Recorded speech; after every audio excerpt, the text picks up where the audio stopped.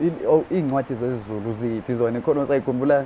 Ziningi khona incwadi kababa uSithi Msimang okubaba engimhlonipha kakhulu ekubhalweni kwenkondlo ebethi Kusadliwa Ngoludala. Kusadliwa Ngoludala. Ngisanayo ngisho nokuba nayo ngathi nginayo impela. Kube khona Inqolobane Yesizwe. Hawu. Kube khona Injula nokujiya kwesiZulu. Kube khona incwadi ethi Emihleni Yethu Neyokhokho.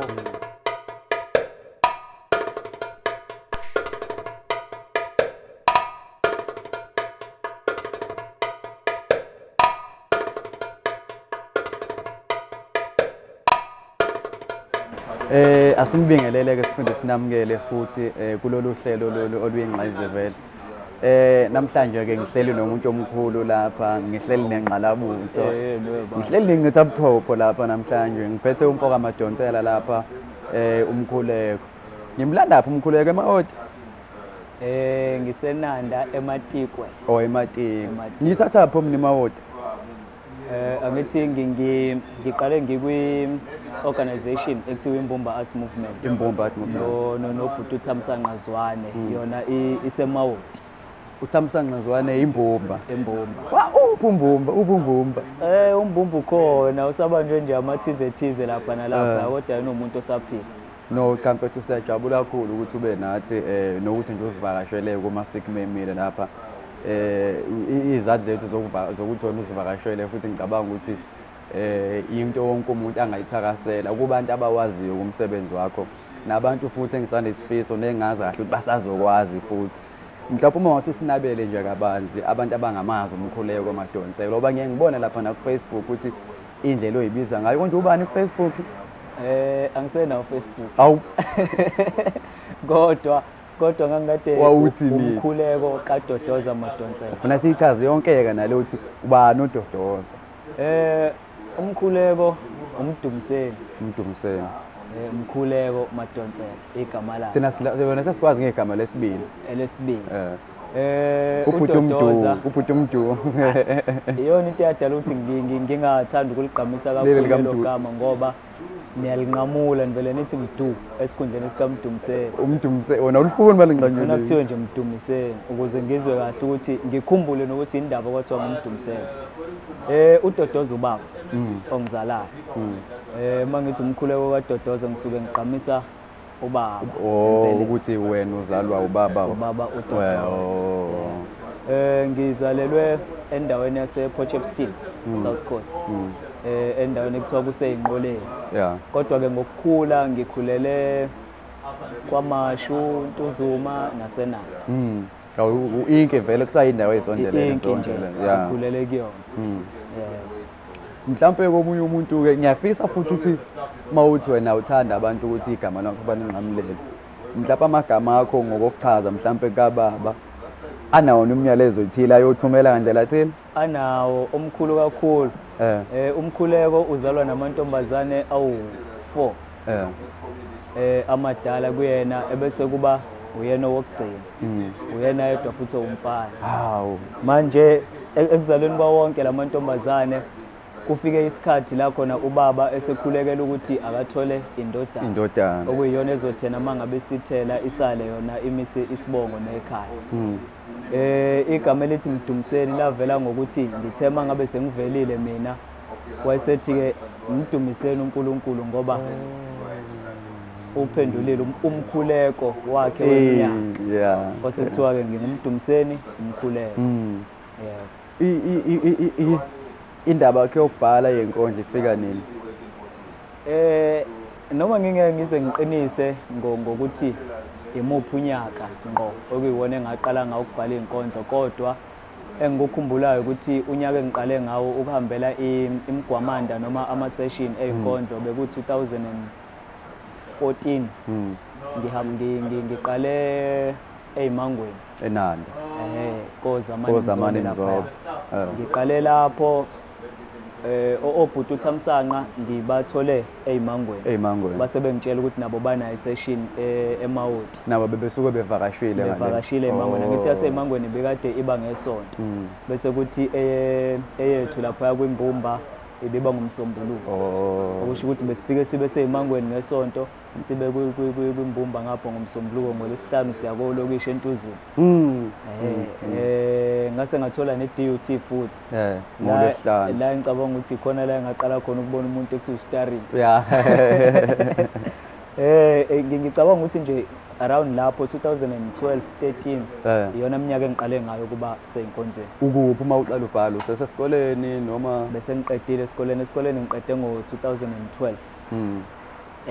Indaba yenkondlo nje ngiqale ukuyinaka kakhulu sengiphumile esikoleni, kodwa uthando lwey'nkondlo nothando lolimi isiZulu ngilithole esikoleni ngenza umatikuletsheni. Khona umemo obekade ngifundisa isiZulu ekuthiwa uMemshabalala. Okuyena umuntu-ke namanje ngihlala ngimvakashele ngiyobamba ithambo ukuthi hhayi wangenzela likhulu. Ngiyafisa ukuthi ungiphendele isithombe sokuthi ngowakho mhlawumbe iliphi iqhaza ladlalwa ama-poetry session, uku-athenda kwakho ama-poetry session ngalezi khathi uthi wona waqala ngazo kulo Mkhuleko esimaziyo wena namhlanje? Likhulu kakhulu iqhaza elabantu abafowethu kuma-poetry sessions, ikakhulukazi kule engishoyo yobhuti uThamsanqa. Ibona abantu labaya abangikhulisile mina ekubhalweni. Ubhuti uThamsanqa ubena lento leyo ukuthi akutshele ukuthi uma ubhala inkondlo musu ukuyibhala ujahe ukuyoyihaya, kodwa ibhale nje inkondlo uyinike isikhathi uhlale nayo phansi uyibuyekeze. Noma usuyibhalile zikhona ezinye izinto ozothi uma ngabe uyifunda uyibona ukuthi engazuthi ayibekekanga ngendlela ebese uyayilungisa ingakayi ebantwini, ngoba uma isike yafika ebantwini kunzima ukuthi ubuye uthi uzoqala phansi uyayilungisa uma ngabe isike. Kubalulekile uqala uhlale uphile nayo le nto. Uqala uphile nayo kuqala, ngoba ikhona lento yokuthi uma ubhala inkondlo ezinye zezinto nawe uyibona ngoba usuyifunda ukuthi empeleni zisho ukuthi lezi zinto ekade uyibhala. Uthole ngalesikhathi ukade ubhala ubunganakile ukuthi lezi zinto oyibhalayo zithini, kodwa uma ngabe usuhlala nawo phansi inkondlo uhlobana nayo ujwayelana nayo, la ukwazi ukubona khona ukuthi okay lokhu bengingakubeka ngale ndlela, lamagama bengingawakhipha, leli gama bengingalifaka elinye elithize ngikhiphe leli engilifakile. Selilonke nje ama-session angisize kakhulu ekungikhuliseni ey'ntweni ey'fana nalezo.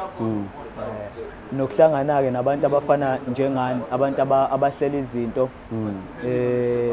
kungisize kakhulu ukuba se-DUT, ngoba yila ngicabanga ukuthi kula abantu abaningi abangazele khona ukuthi kukhona umuntu ekuthiwa uMkhuleko owenza uhlobo oluthize lwey'nkondlo ngale ndlela enza ngayo. Kodwa uyakubona ukuthi bebebaningi kangakanani abantu bebe-attend i-poetry session yase-DUT? Kodwa uma ubuka futhi nenani labantu abakhiqizwe leya session, shuthi singasho ukuthi akuyena wonke umuntu owayekhona wayesebonwa yila bantu obashoyo wavela. Leyo nto idalwa yini? Wena uvele ngobani? Ngicabanga ukuthi into ebalulekile kukhona into ekhulunywa ubaba Mavundla ukuthi indlela inkondlo efika ngayo kuwena ifika ngale ndlela wena oyiyona. Ngicabanga ukuthi into edala ukuthi abanye abantu mhlawumbe banganakeki ngale ndlela uMkhuleko anakeke ngayo ukuthi basuke mhlawumbe umuntu wabukela ku-starring wasefuna ukwenza njengo-starring, mhlawumbe omunye wabukela kubalobi wasefuna ukwenza njengabalobi, kanti abalobi sebevele bakhona. Manje uma ngabe sengizoqhamuka nami ngiyisithombe sabalobi, ikhona lento yokuthi uma ngabe ngenza iy'nkondlo mina kuzothiwa sizwa uSmart Black, asisamuzi uMkhuleko. Ngakho ngicabanga ukuthi into edala ukuthi uMkhuleko anakeke ukuthi usuke waqhamuka waba uMkhuleko. And mina ngiyakwazi ukuthi uhlukile ngendlela yolimi nje olusebenzisayo oluhlukile ngifuna igama elingcothiwa olucoselekile. Omunye umuntu uzofisa ukubuza ukuthi lolu limi olujule kangaka ulithatha pho? Phela ngiyakuzwa nje ukuthi usiqede isikole nini, kodwa manje eminyakeni yakho-ke le mngaka basukhuluma into ey'nkulu kangaka. Indaba yolimi ihamba ibuyele ekhaya, ukuthi ekhaya ngikhuliswe uma nobaba yikhehla nesalukwazi.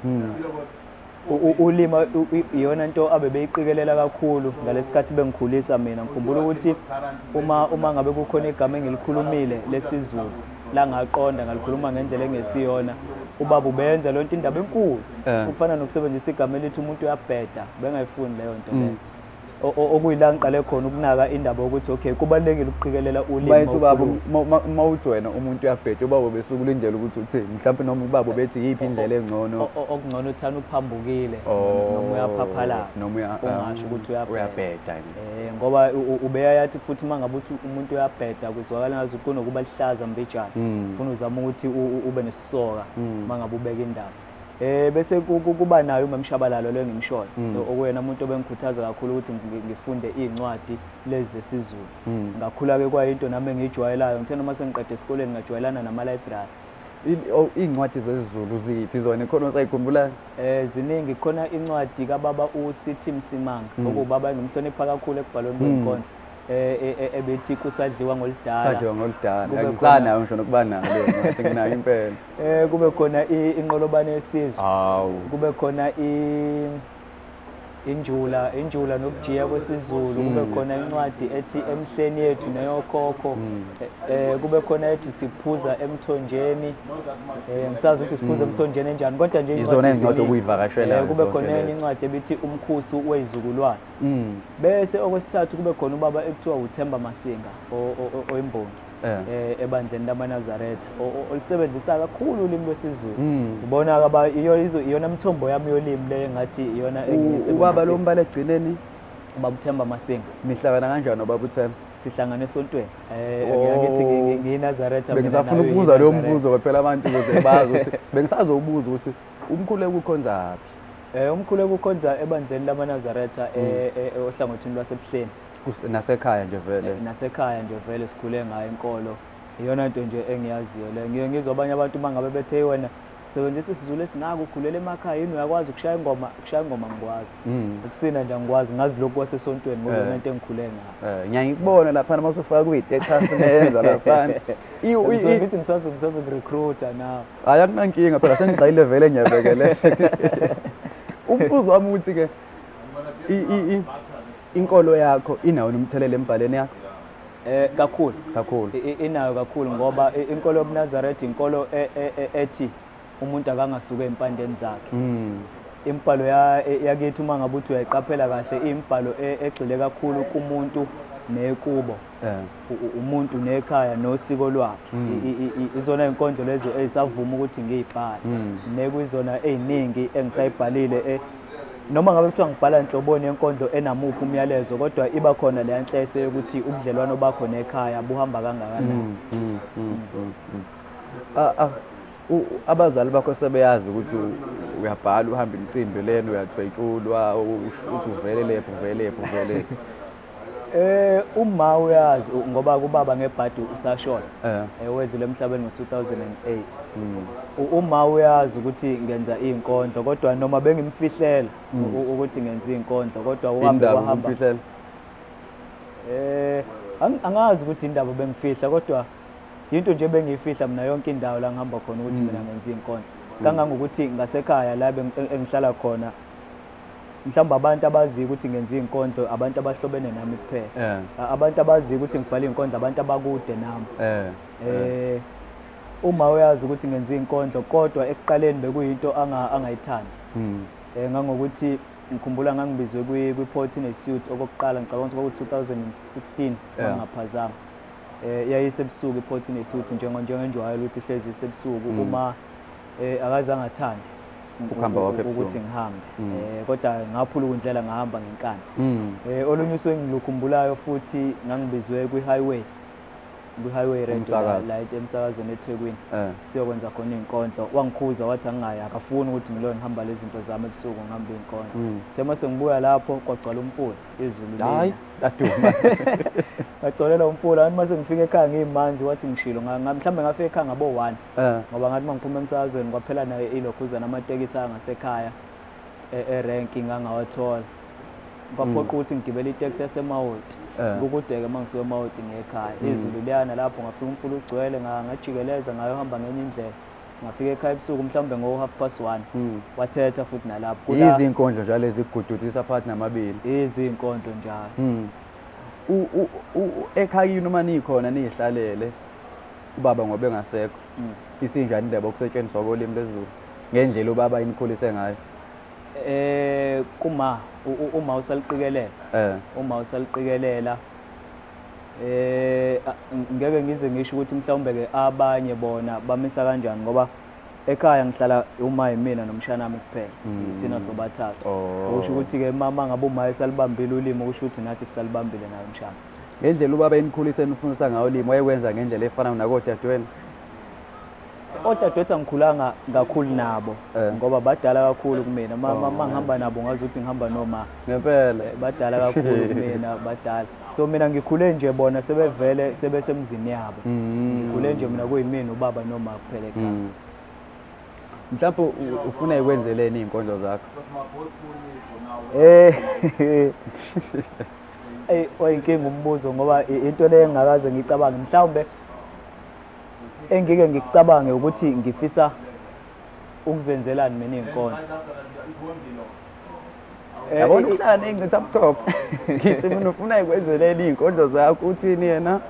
Mina ngifisa ukuzenzelani iy'nkondlo. Yebo. Which wena ukhuluma manje nge-contribution yakho ey'nkondlweni nakhe ya. Iy'nkondlo ngiyafisa ukuthi ingabaleki lento le yokunkondloza enkondlweni ngoba ngicabanga ukuthi iyona nto eyakha inkondlo le. Kuze kuthiwe inkondlo nje ngoba kusuke kunkondloziwe. Mhlawumbe asiyi-break down lento, asiyihlakazi ngoba kunabantu abazi ukuthi nje khona igama elithi umkondloza. Yini leyo? Yini leyo thona engapheli? Yini umkondloza?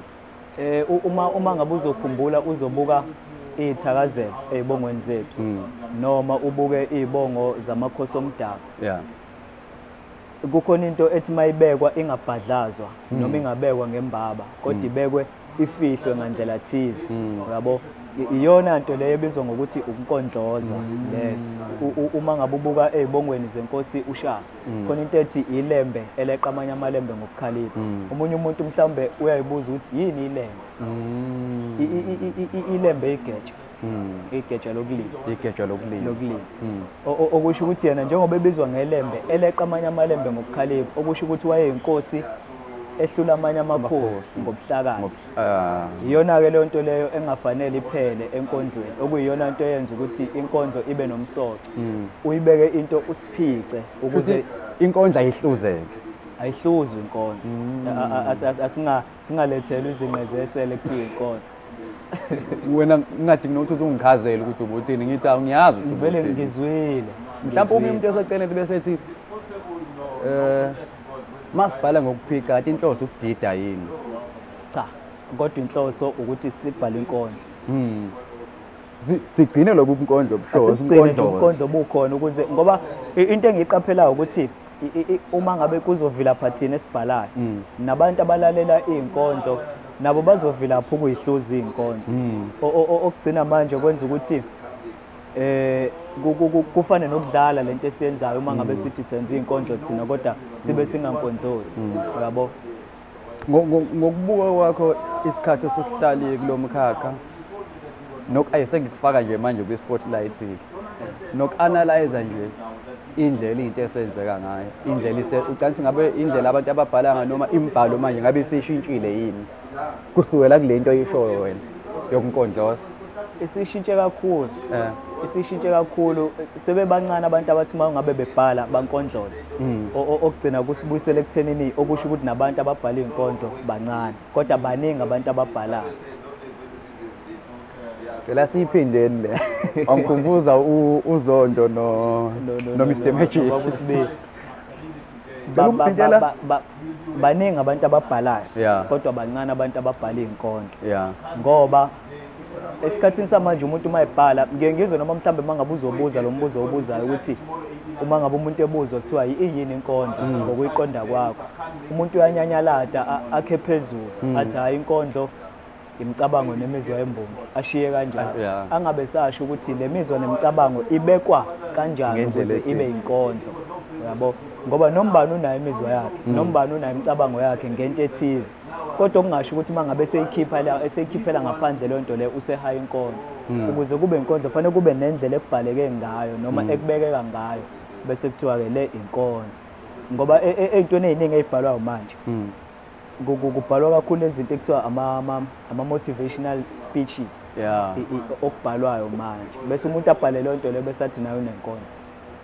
ngoba fanele ithi ga manje kubhalwa kusheshwa kubhalwa kusheshwa ungazi ukuthi kujahwephi yabo ikhona indlela engalungiseka ngayo lento noma nje hayi ababhalayo bankondlozayo ngimezetshweni ngithi mina okungcono ngoba le ndlela ekwenziwa ngayo iyayithola indawo enhlizweni zabanye abantu iyabaphilisa futhi iyabakha futhi ibabuyisa endleleni mangabe sebephuma endleleni ngiyayithi mina okungenani ayithola igama layo ibizwe ngegama layo nezinkondlo iqhubeke ibizwe ngezinkondlo futhi ubona ungalicabanga igama cha ngingacabanga kodwa mangingathunywa kuthiwa ngilicabanga South Africa nangu Mkhuleko siyamethuma ke manje yena siyamcela akawasikhandela ke igama bale nje siqede ukuyichaza nayo ukuthi singathi siyibiza ngani lento le nezinkondlo zime nje nazo qekelele ikwazi ukuthi izinkondlo ikhona nalolu hlobo futhi lwembhalo lukhona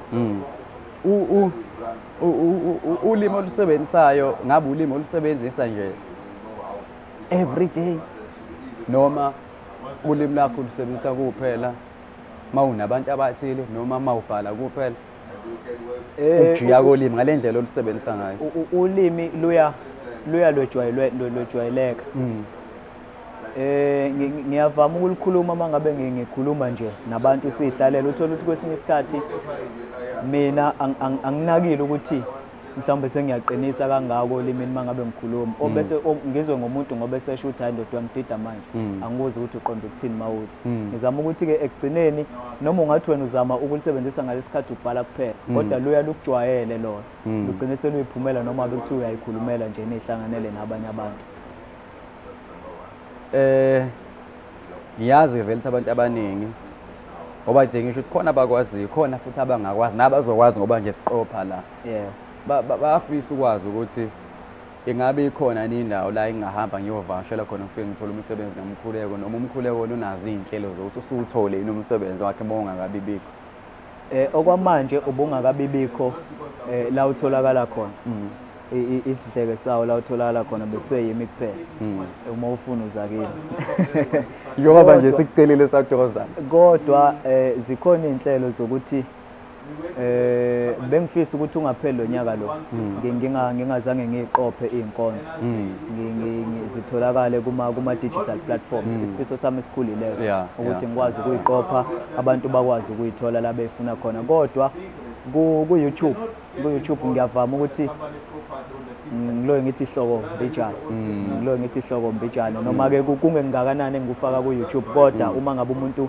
enothando lokuthi ezwe ngomkhuleko angavashela kulokhuzana ku YouTube channel yami ithi Mkhuleko Madonsela mangaphosisi yebo ngike ngawufaka umsebenzi wamningana ku YouTube ngawukhishiswa isizathu sokuthi kukhona umuntu wangifonela engibuza ngokutholakala komsebenzi wami ngimtshela ukuthi uyatholakala ku YouTube wasethi wakhuluma igama engalesaba wathi ngingathuki uma ngabe ngelinye ilanga ngizwa omunye umuntu ethi uzwe umsebenzi wami kuphi kuzobe kuyena uthathile wawusebenzisa lapho ngase ngibona ukuthi kunobungozana obukhona ke ngase lo muntu wayengakucela wayengitshela ukuthi umsebenzi wakho uzowuthatha awusebenzise la ethanda khona ngase ngithi angihosheke imfeke ngaleyo ndlela khonto okwangithumelela wona ngicabanga ngonyaka ophelile sikile into ze lockdown ngakuzwa entweni esa hip hop yakhumbula kune beat nje kodwa into ye hip hop ngakuzwa umuntu ongathi wayecula ngathi wayirapper lento yenziwa yilabafethu lapha o Celestial Mike wawuyenza nayo le anti awungithi halamuzi lapha ngike ngayenza khona umshanami oyithanda kakhulu lento ye hip hop uyayenza yena vele manje wasengicela ukuthi hayi malume awukuzama ukwenza kanje ingakuhlula into mangathi uyayenza ngase ngithi mina ake ngizame ngibone ukuthi ayenzeki punchline after punchline still ngesiZulu ngase ngizama ukuyenza ke ngabona ukuthi ayiyenzeka mina ngisafisa ukuthi ngikuchallenge emphakathini ungenzele le nto lana sisemcimbini abantu belindele lo mkhuleko leyo vele uqhamuke ngale yanto qhamuke ngilepha ngoba lonto ngolimi lokuhamba sithi versatility indlela ohluke ngayo uyakwazi ukwenza izinto ezihlukahlukene kodwa still maintain ukuba umkhuleko ngicabanga ukuthi ke kukhona into eyayijwayele ukushiwo uSithabiso Nzala umfowethu lo sanda kushiya uzakwethu.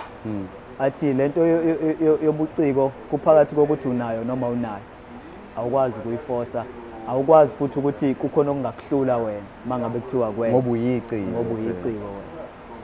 Cha-ke siyabonga nje mfethu, mina ngiyaye ngithi isikhathi asanele, mina ngingaxoxa nawe kuphela usuku ngoba nginemibuzo eminingi engihlezi ngifisa ukukubuza yona. Ngiyayizwa nje ukuthi iyelakanyana omunye phezu komunye, kodwa kakhulu kuyangithokozisa abantu bakwazi ukuthi usukaphi nale mbhalo yakho kanjalo. Okunye nokunye sebeyokuthola ngendlela ekulaleleni futhi imibhalo yakho ngoba nginakho ukuthi kokunye umuntu umazi kangcono ngokulalela imibhalo yakhe. Futhi mina uyangazi umuntu ohleze ebuza noma ngithi mina ubuthini-ke la, ngizwanga kahle la. Nami futhi into engisokosayo le muntu mayenza kimi into eyindoda buqonda ukuthini lapha bese ngichaza ukuthi hayi la ngisho ukuthi uyabo. So khona la ngiphazamisa khona asicontact uyisho sengilibe kule nto yokubuza ukuthi umuntu mayibhalile. Iyona into ebalekile, iyona into ebalekile ngoba ngeke size sikubalekele ukuthi uma ngabe kubhalwa inkondlo akuyona into ozoyiqonda ngaleso sikhathi inkondlo ihayo lapha phambili. Ngakho kubalekile ukuthi mangabe uthola ithuba lokuhlangana nalelo ciko lelo noma naleyo mbongi leyo, kunomsebenzi owaziyo wayo, uyibuze ukuthi la ndoda uthini. Leyo nto leyo mhlawumbe ingagcina isinqanda nathi esibhalayo ekuthenini sidavuze sibhale into engenawo umqondo ngoba vele siyazi ukuthi ngeke nize akekho umuntu ozobuza noma ngingathini kuzoshaya ihlombe kushaya isithupha kuthiwe siyabonga qhawe ngihambe ngiyohlala phansi. Kanti uma ngabe kuthiwa abantu bayasibuza leyo nto leyo isiphosela inselelo nathi ukuthi uma ngabe ubhala qala uhlale phansi nemibhalo yakho, ujule nemibhalo yakho, ungavele ubhale.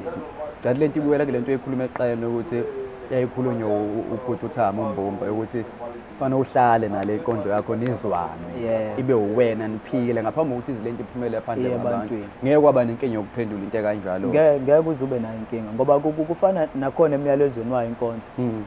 Khona ezinye izinto ozoyibhala uthola ukuthi mhlambe kuyibhaleni kwakho awuzange ulwenze uphenyo noma awuzange ulwenze ucwaningo ngaleyo nto obhale ngayo.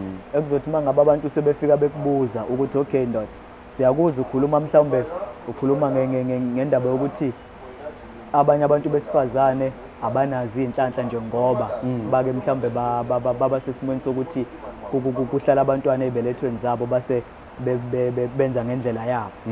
Umuntu mayise kubuza ukuthi leyo nto leyo ke imlimaza kanjani umuntu wesifazane, awusakwazi ukwenaba manje ngaleyo ndaba leyo ngoba uyikhe phezulu, awuzange uhlale phansi nombhalo wakho wenze ucwaningo ngalento obhala ngayo, ubuzisise nasebantwini abadala abazaziyo izinto. Cabanga ukuthi enye into ebalekile leyo kuthina abantu njengamaciko ngoba iciko ngilithatha mina njengenqolobane ukuthi iciko ilona eligcina izinto ezithize zesizwe, kakhulukazi mawubhala ngolimi lwesiZulu uyinqolobane yamagugu esizwe sakaZulu. Uthini ngobude bokubhala kwenkondlo? Sengikulalele kaningi okufika lapha eDOT ufika ume nje ufake isandla ephaketheni bese uyanenebula mntakasisi ushaye bafu ushaye uhambe nje impela futhi. Ngicabanga ukuthi lento yobuciko inokuthi ayikho mayelana nokufinqa kuphela ukuthi ukwazi kangakanani ukufinqa, kodwa futhi iyaba mayelana nokwelula ukuthi ukwazi kangakanani ukwelula into encane uyenze ibe banzi. Ngikholwa ukuthi mina uma ngabe sizothi imbongi fanele mhlawumbe izibhala inkondlo ka1 minute noma izibhala inkondlo ka2 minutes noma inkondlo ka3 minutes, lo muntu lo uyamlimaza khona izinto azongakwazi ukuzisho kulesi sikhathi lesi. Ngoba njengoba ngisho ukuthi ubaba Mavundla lento uthe inkondlo ifika kuwena ngalendlela wena oyiyona. Uma ngabe umuntu uvele wamanqampunqampu uzokwazi ukubhala inkondlo zibe mfishane. Uma ukuthi umuntu othanda umkanta njengomkhuleko vele nenkondlo zakho zizofika kuwena, izofika ngomkanta vele. Hayi waphendula enye into. No mfethu sabonga kakhulu Mkhuleko Madonsela ukusivakashela. Nginakho ukuthi abantu abahlela umuntu obukela njalo uyasho ukuthi hey kade siyilalele le ndoda leyo awusilisanga ke la napho kusasele lapha le into zabelungu lezi. Mhlawumbe ke omunye umuntu uzofisa ukuthi akuzwe phela nje sothi inqampu bese sivalelisa ngenkondlo. Ngicabanga ukuthi sizokwenza inkondlo le ethi Angisenyosi Ngiyimpukane. Angisenyosi Ngiyimpukane. Ngiyimpukane.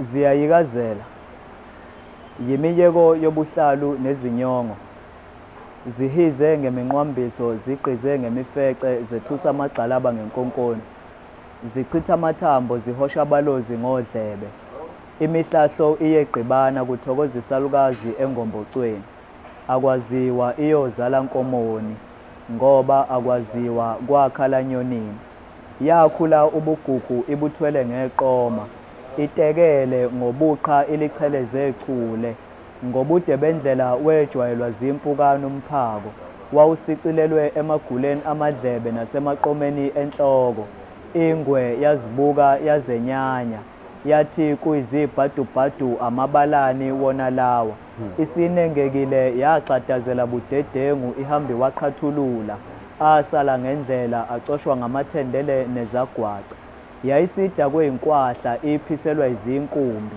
imikhono yabhungukela imihlubulo, isivokomele zancipha zahlala lubhojozi zithunywa, zaqala ngokuguba zaphetha ngokugodla, yaqala ukubhibhidla ulimi luzala izimungulu, kwesweleke mvelivelayo ukuyingena emlonyeni, ukuyonqanda ukushelela kolimi, kuduma ihlombe nominhlanhlatha, izindlebe ezibekwayo zophuya abahanqazayo, nezezinjinga ezicaphuna inala kusalindathana olwazini, sekudlalelwa kuzo amagende, kugezelwa kuzo inkwethu nensila yasolimini, zigxishwa amashashavuthwe ayizinklamunklamu, exhakalazwe yivamba lixhuthuzela, isineke sihlaliswe lubhojozi umsindo wemfalakahlana, lidika icakabezi elingafudunyezwa nayikhala lomgodoyi, ecoboshisa eyondila ingcuba,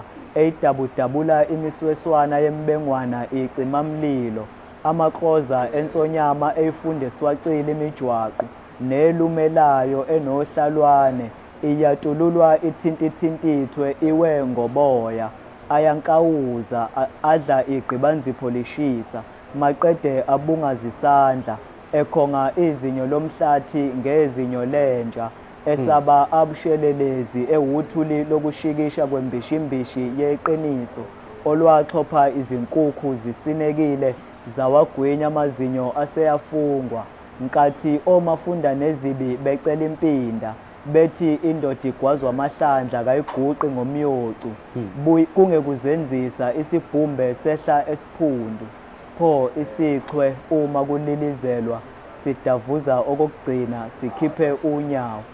Lengwe yayisematheni, yagwiliza yafela ematheni, izabalazela ukuntanta emafutheni, sekuthuthe inhliziyo kazavolo nesineke senhlava, ingede incela isithupha, izizukulwane zincinda izintupha, kumnandi nje ukulusenga ubuciko ulimi lohlanya, ithunga lohlanya likhamisele imibele yezimfambele, egodla igube nomisiyinxenxwa, ulimi lohlanya okomsila wesibankwa ukhumuke emzimbeni, lubakhotha amasikancede, lubagolela nelanga lokuhangula inkungu emehlweni, ijanqule ize izumeke inkomo ebomvana esibayeni sayo, ingakhothe ngisho okokweqela umoya ungabhunguki, kungadikizi ngisho inqulu, ngoba ukupha ukuzibekela. Ngiyabonga. Wangibuyisela esikoleni ke manje. Wangibuyisela esikoleni. Lapho kuzovela kuphume khona uma sihlola bese kuthiwa ke ake uhluze la. Uthini umbhalo uma yethi kanje. Kodwa abantu ngizobafekela inselelo yokuthi njengoba sebebukile nje lapha onombuzo umuntu angaphoza rewind awufake lapha kuma comment umbuzo ukuthi sibuyela kule nto ade uyichaza ukuthi kuyajabulisa ukuthi umuntu uma engezwanga abuze afake umuntu lapha ngezansi uma enombuzo ukuthi maziyikazela inkunzi ebomvu ijwanquzele wenziwani bakwenze njalo uyibusise yonke lento uyifaka lapho khona umkhuleko uzophendula. Sabonga kakhulu mfethu ukuzivakashela kwakho sengathi lento ingakhula njalo futhi unkondloze kanje abe khona nje ngawahleze khona nabanye futhi abazofunda from wena kanjalo sithelelane ngalomoya omuhle lona. Sabonga kakhulu ukuthi nizivakashele nihlale nathi Siyacela ningakhohlwa ukuthi ni-share, ni-like, ni-subscribe Twitter, YouTube, Facebook, Instagram, Umkhuleko naye ukhona. Usakhona nje Facebook awusanawo? Ngikhona ku-Instagram. Ku-Instagram ubhala uthi Mkhuleko Arts. Mkhuleko Arts ku-Instagram. Yeah.